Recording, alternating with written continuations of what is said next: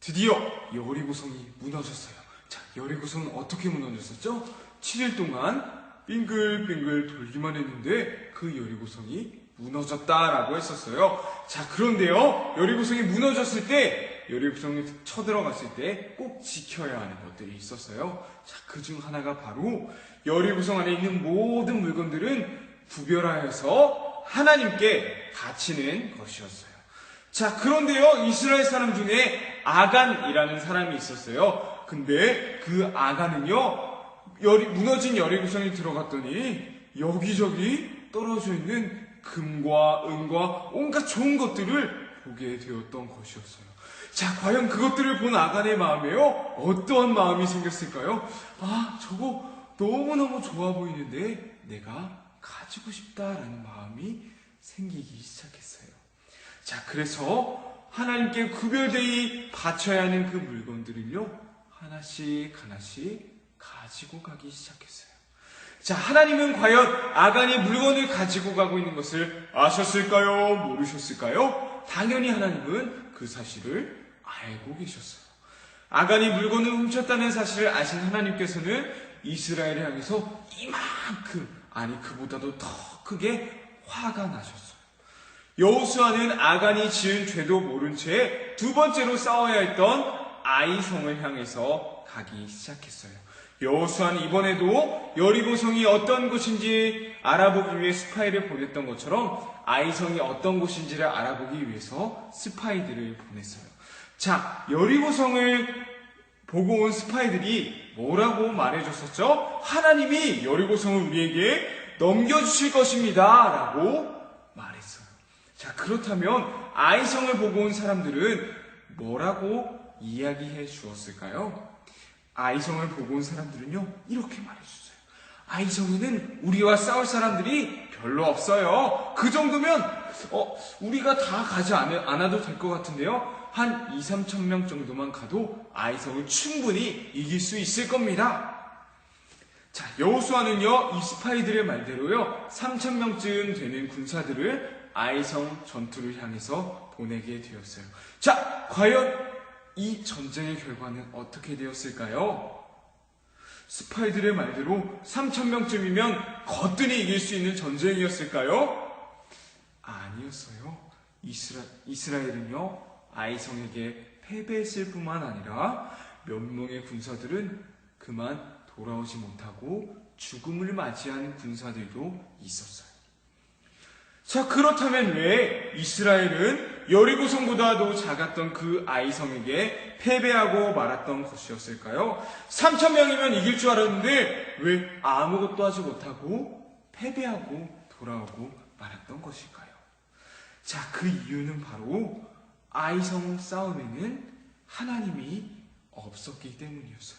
자, 아이성 싸움에는 무엇이 없었다고요? 바로 하나님이 없는 싸움이었기 때문이었어요.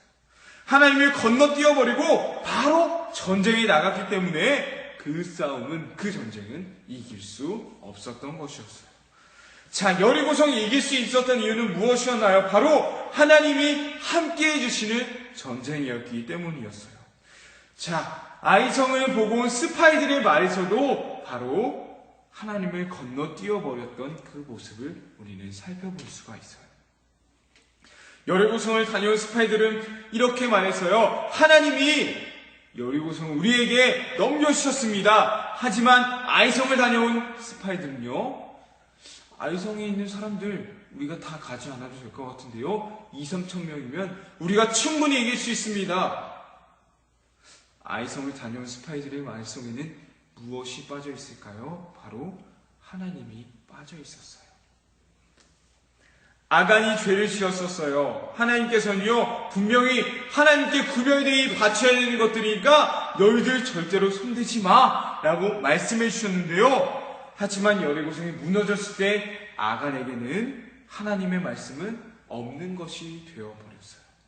아이성을 무너뜨리기 위해 갔던 이스라엘 백성들에게도 마찬가지였어요. 하나님이 함께 해주셨기 때문에 이길 수 있었던 그 여리고 전쟁은 까맣게 잊어버리고 말았어요. 하나님이 건너뛰어버리고 3,000명 정도면 이길 수 있어! 라는 그 자신감만으로 전쟁터로 나갔던 것이었어요. 그 결과 여리고성보다도 작은 성이었지만 전쟁에서 패배할 수밖에 없었던 것이었어요. 아간과 아이성의 싸움에 나갔던 그 이스라엘이 지었던 가장 큰 죄는 바로 하나님을 건너뛰어 버렸던 것이었어요. 우리 친구들 너무너무 쉬운 일이라서요, 내 힘으로 할 수 있을 것 같은 일들이 있어요. 하지만 우리는 꼭 하나님께 의지하고 하나님께 기도해야 된다는 거예요. 왜냐하면 모든 것들은 내 입으로 하는 것이 아닌 바로 하나님이 하시는 것이기 때문이에요.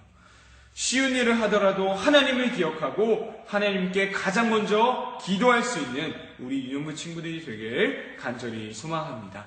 말씀 퀴즈 풀어보겠습니다. 첫 번째입니다. 여리고성이 무너졌을 때 하나님의 물건들을 가져간 사람의 이름은 무엇이었나요? 여리고성이 무너졌을 때 하나님의 물건들을 가져간 사람의 이름은 무엇이었나요?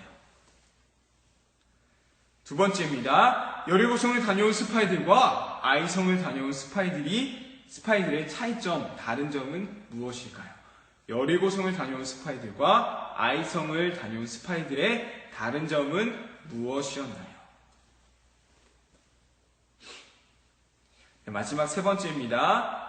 아간과 아이성과 싸운 이스라엘이 지은 가장 큰 죄는 무엇일까요?